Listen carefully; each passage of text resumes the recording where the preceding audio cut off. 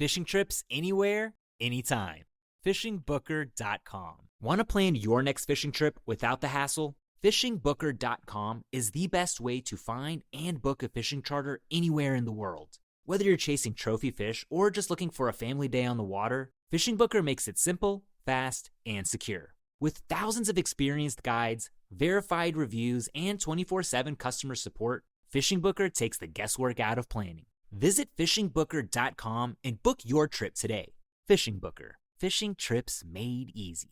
Midway USA brand product designers have one straightforward goal: develop high-quality, technically sound products and deliver them to customers at reasonable prices. If you are immersed in the shooting sports industry and pay close attention to every single detail, you know our products are built right and stand up to everyday use. Who has shooting mats and range bag systems to hunting clothing and just about everything for the outdoors? Log on and shop 24/7 with super fast shipping. MidwayUSA.com.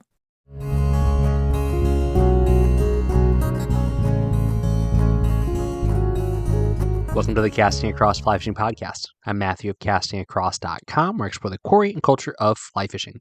This is episode 344. It's Panfish Fly Gear Part 2. Panfish Fly Gear Part 2. So if you are at all curious, yes, there's a Part 1. It came out last week. And I want to talk a little bit about how the sausage gets made here at Casting Across, the fish sausage. Doesn't sound very appetizing, but I suppose if you had the right kind of condiments, it probably would work. So I like to have a general outline of what I'm going to talk about each week on the podcast. That's essentially been the case for 300 of the last 344 podcasts. Every once in a while, I'll have a more detailed agenda of what I want to talk about. Sometimes I will have guests on, as you know, when every 50 episodes, which means that we're actually drawing very close. In about 6 weeks, we'll have some guests on the episode.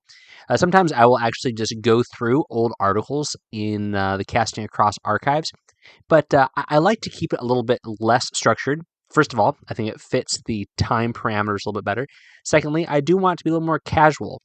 One of the things that I think is a barrier to entry for some folks in fly fishing is the technical side of stuff. And so I like to use words like stuff, and I like to try to distill things down into bite-sized chunks and at the same time give people enough of a knowledge base that they can go and find the answers elsewhere.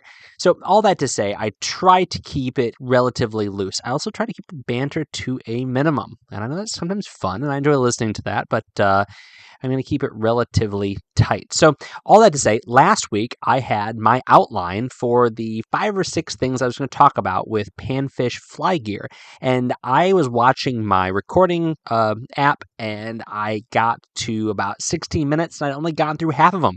So guess what? I knew what I was going to talk about this week. But that led to some cool things. First of all, I got some feedback from some folks in the Casting Across audience, including some people that are very, very well versed in fishing for panfish with fly fishing gear.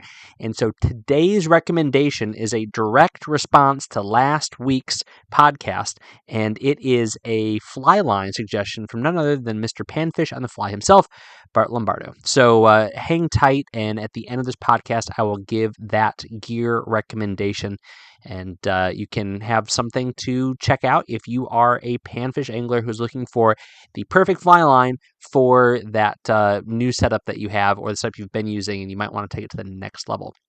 So last week in Panfish Fly Gear Part 1, I talked about rods, I talked about reels, and I talked about line. So I'm not going to go into too much detail with those today, except for where it is appropriate with some of the other things that I am talking about. But the first thing I want to dive into is your fly box. Now, I think that if you have a well-stocked trout fly box, you're going to do great when it comes to fishing for panfish. The streamers, the dry flies, and the nymphs that you have in that trout fly box are going to catch all manner of panfish.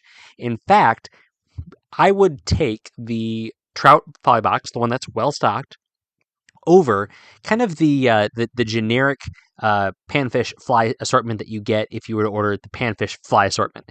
So what do I mean by that? If you go on maybe like Bass Pro Shop or Cabela's, and nothing against Bass Pro Shop or Cabela's because I use them as much as I need to, and I certainly like to patronize smaller fly shops, but I like to just have the option to do what I need to do.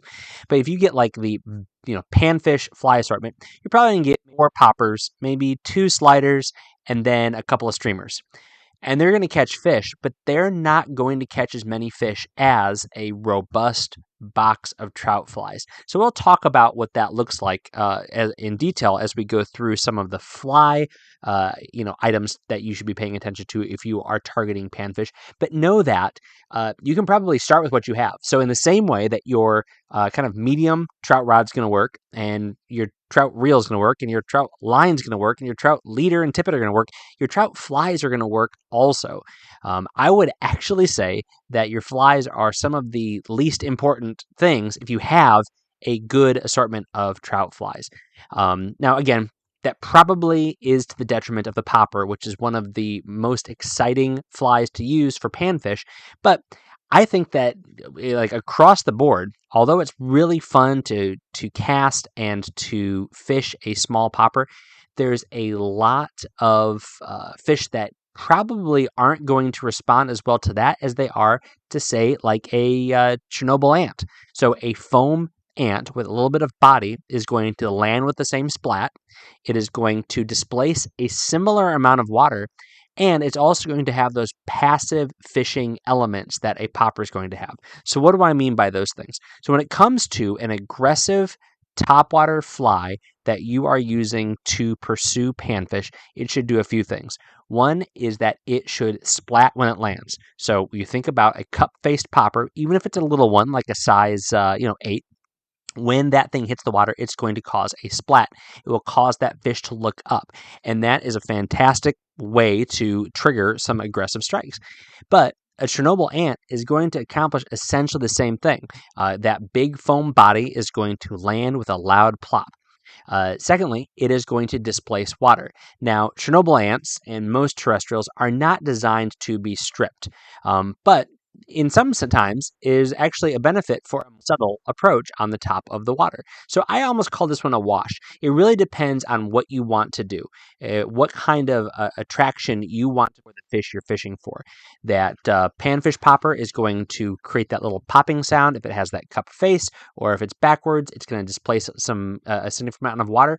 But if all things being equal, that size 8 Chernobyl ant and that size 8 slider or that size 8 popper where the cup face is reversed are probably going to displace the same amount of water. And the third element, so first you have the plop, I'm sure there's a more technical word for it, the landing effect, I guess. Secondly, you have the displacement of water. But thirdly, you have the passive fishing aspect of that surface fly. And that is the rubber legs that are dangling. That is the hackle or the tail feathers that are moving in the water. That is just as deadly as that popping action or that splat. All three of those things matter, and all three play an important role. And in fact, I think for a very wary panfish, unless it is like right post spawn, or if you just catch them in the right mood, I like to have an approach that gives me the option of doing more with that fly when I'm making my presentation than maybe a popper will allow. So I like to, watch my fish. We'll talk about watching fish here in a second. But I like to be able to make that cast and to manipulate that fly in such a way that I can watch that fish, watch that fly, see what is getting that fish going. So what is causing it to flare its gills? What's causing it to really start moving its pectoral fins? What's causing it to, kind of sit still in the water and watch? What's causing it to move up in the water column? What's causing it to maybe drift back down? And I can adjust my presentation to that fish's cues. And honestly, I think that something like a Chernobyl ant is going to give me more options than that popper. Now, I fish poppers all the time, but I guess this is really to say that if you have a bunch of big terrestrials or even flies like stimulators or a big humpy for that matter, any big stonefly pattern, those cicada flies that you're maybe fishing if you're in certain parts of the country where the cicadas are coming off, that's going to accomplish a lot of the same thing. Now, I will say one of the benefits of a Chernobyl ant is that it is a foam body, which gives you that same floating benefits that something like a popper, whether it be cork or rubber or foam, is going to give you.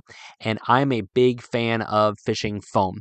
I think that foam can be trimmed so that it can be subtle. Foam can also be left a little bit more chunky so that it is a more robust pattern. And it's going to happen in a way that is a lot easier to work with than with deer hair and certainly with other natural materials. So that said, if you have a panfish fly box, you're going to have surface flies of all kinds.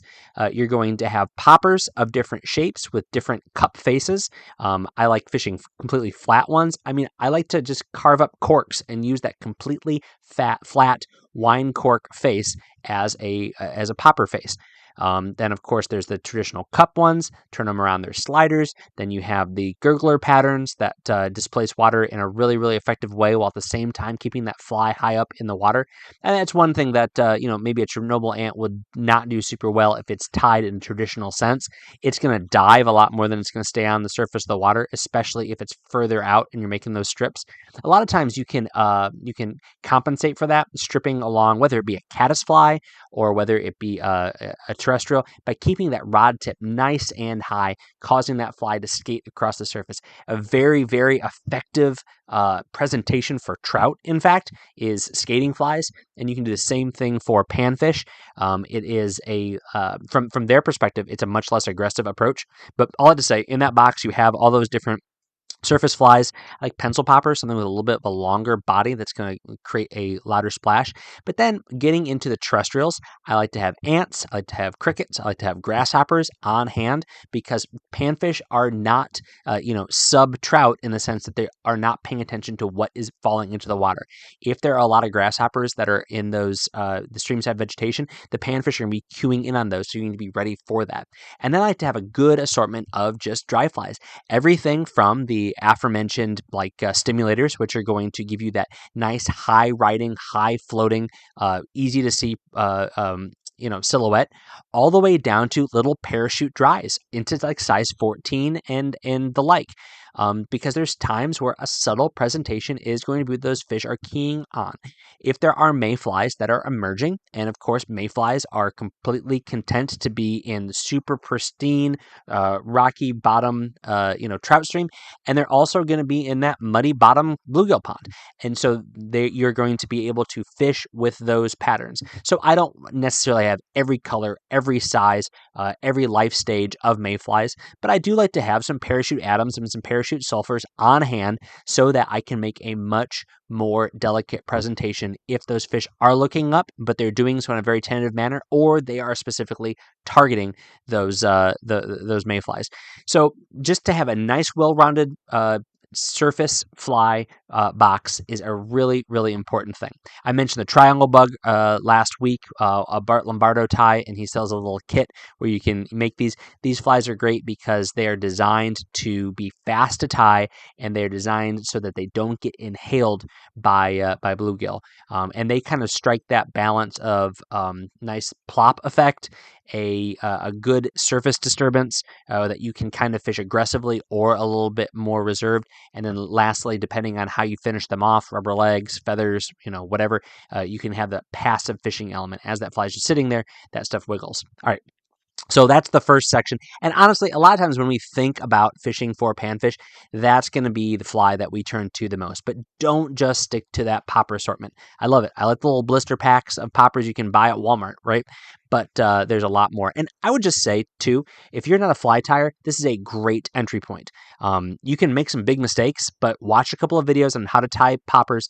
This is a great way to build your confidence, and it's a relatively easy entry. Once you have the tools, once you have the vise, there's a lot less that you need to tie panfish flies than to tie trout flies. All right, that's the first segment of my fly box. The second one is nymphs. Now here, again, nymphs of all kinds, but I guess the one thing that would maybe differentiate my panfish nymph box from the trout box is I like to have some really, aggressive nymphs. So I like to have those prince nymphs in size like 8 or 10 with rubber legs. I like to have things with a hot spot. I like to have things with a bright collar. I like to tie in brighter colors that are going to be a little bit more aggressive. That's not to say I'm not going to have a regular pheasant tail in there, because there's sometimes where that's going to be the triggering pattern. That's very, very subtle. But I like to have some more aggressively tied nymphs. Mop flies are a fantastic option. But of course, a lot of times if the panfish bite is a little bit more tentative, if you're fishing nymphs, there's a good chance that's the case. You want that hook to be further back in that fly's body, and that's where something like a mop fly could be problematic. The same thing with a squirmy worm. I like to tie my squirmies and my San Juans if I'm fishing for panfish, so that that hook point is further back and that the body of that fly only terminates maybe a third of a hook length behind the hook point, because I want to take advantage of some of those more subtle bites. But squirmies, San Juans, egg flies, egg patterns are great to have in there. And then your copper johns. I think that is a wonderful fly. And in fact, I think one of the most deadly flies is a copper john with some rubber legs, just short rubber legs crisscrossed at the collar of that fly. So it has this shine, it has some passive fishing effect, but it's also going to be a relatively subtle pattern that can get down and get down quickly.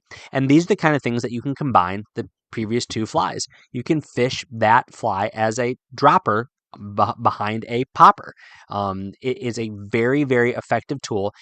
Sometimes that popper will cause that fish to look up, but then it'll see that little, crazy prince drifting below, and it will go after that fly because it's a less risky proposition for that fish. I don't know if fish calculate risk, but I think you know what I mean.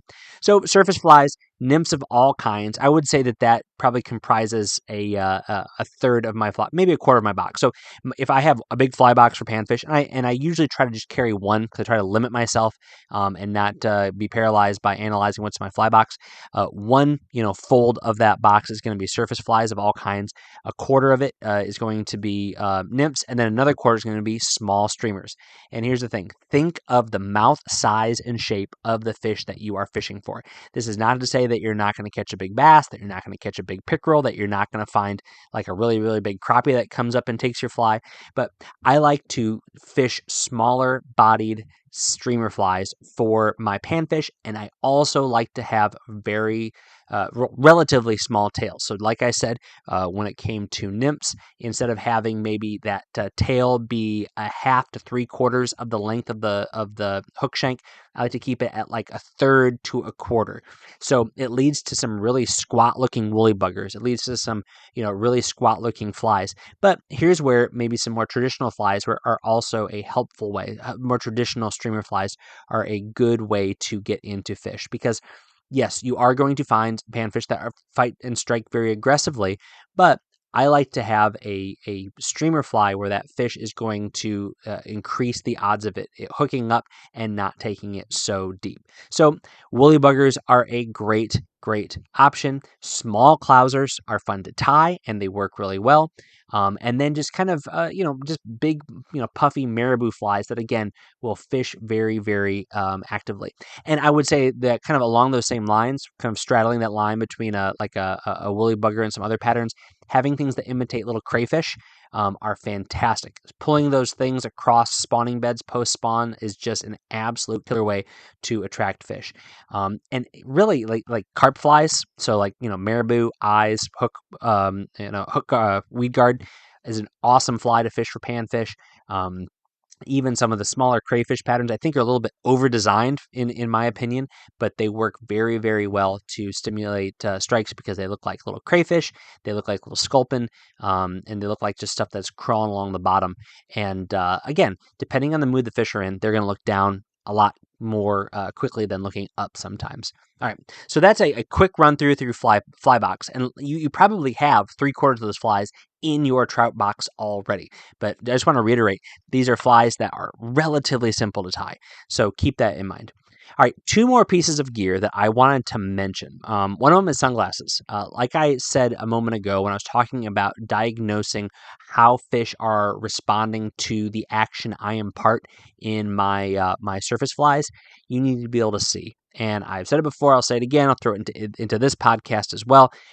If you have multiple fly rods, you should have multiple pairs of sunglasses because conditions change. I have my yellow lenses for low light, both for eye protection, which is really important if you're throwing big, heavy flies. And relatively speaking, panfish flies are heavy flies, but you also want that eye protection even in low light, and you want to be able to see what's going on under the water even in low light. And then, of course, I like an amber lens for general fishing situations, even when in bright light. And so have those sunglasses and use them because panfish are not shy and they kind of wear their emotions on their sleeves. And so you can watch all of that body language. And once you are kind of used to doing that, you can really put that to your benefit in the way that you both cast to and present that fly to those fish.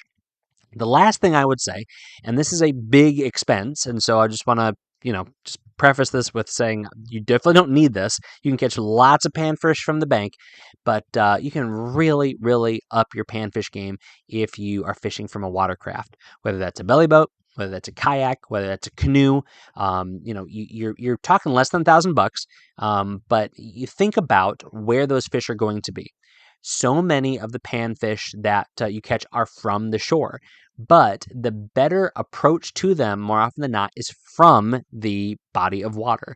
And so being able to cast to those fish from an inside out perspective as opposed to an outside in, thinking of the water body, is oftentimes a great way to get that fly down to those fish. It's also a way to approach those fish that are holed up in those same locations, but it is up against some brush that you can't get through to make those casts. It's a great way to get to fish that are around islands. It's a great way to fish drop-offs and ledges. And so, again, we're talking about upping your panfish game by having better panfish gear. And I think that watercraft is really a great way to be fishing to more fish and to fishing to bigger fish because you are going to expose yourself to a much greater segment of the panfish population in any given water body, whether that is moving water or whether that is a pond, because you're able to access parts of that pond or that river that you wouldn't necessarily be able to do on foot. And you're also going to be very, very sneaky if you do that. So I would definitely suggest considering picking up a small watercraft if the water bodies that you fish allow for it. Because, think about it. Think about if you're fishing a pond and you can access 3/4 of it, 60% of it, whatever, by foot, that other percentage probably has similar shoreline structure, but there's no people that are casting to those fish. And so sometimes fish go to where there's less pressure, and sometimes you're just going to find fish that are less pressured and more willing to strike. And so it's definitely worth considering. Again, this is something you can use for anything and everything, not just catching a little bit of a bigger basket of bluegill, but it's something to definitely consider.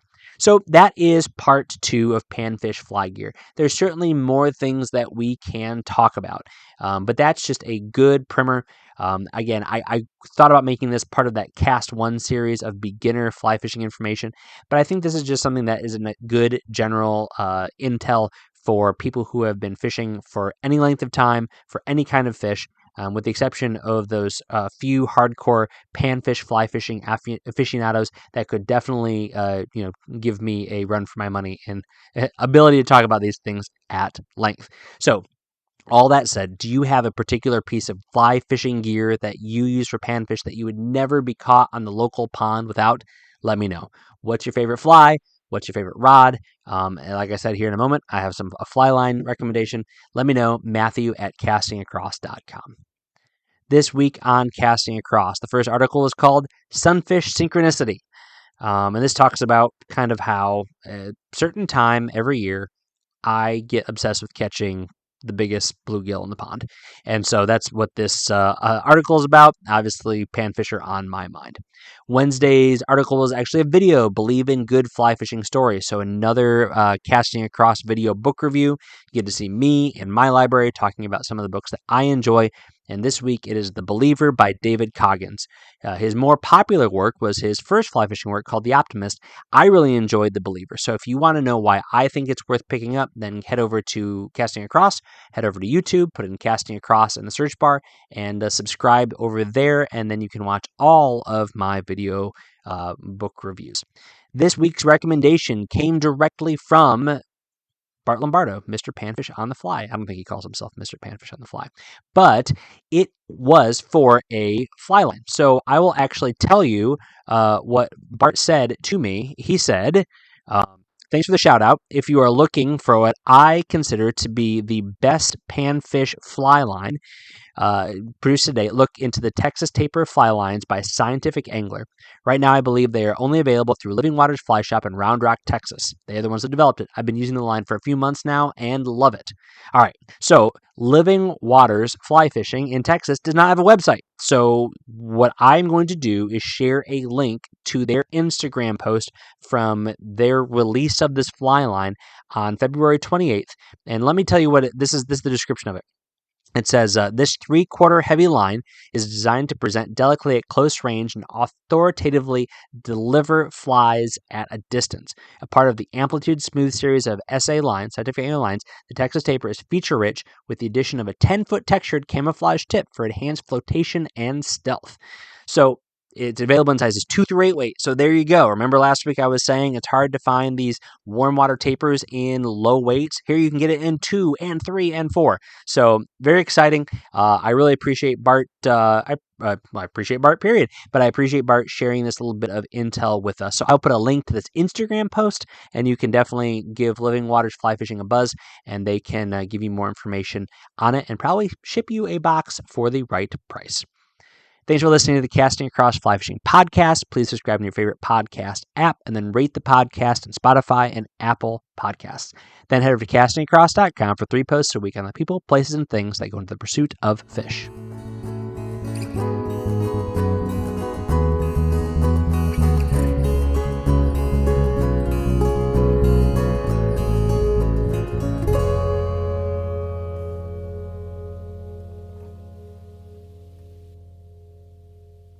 Want to plan your next fishing trip without the hassle? FishingBooker.com is the best way to find and book a fishing charter anywhere in the world. Whether you're chasing trophy fish or just looking for a family day on the water, Fishing Booker makes it simple, fast, and secure. With thousands of experienced guides, verified reviews, and 24/7 customer support, Fishing Booker takes the guesswork out of planning. Visit FishingBooker.com and book your trip today. Fishing Booker. Fishing trips made easy.